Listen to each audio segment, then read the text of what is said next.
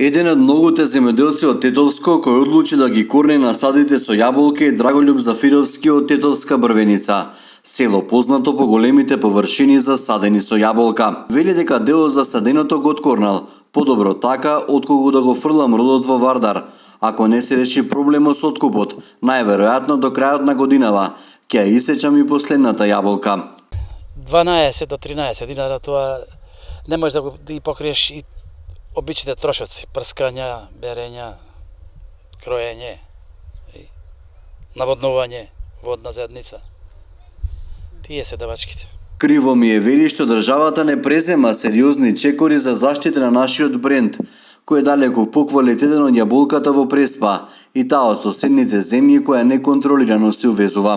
Па тоа е маката што ова е првокласно земјиште, Тетовско јаболко е прикажано, мислим, бренд е тоа.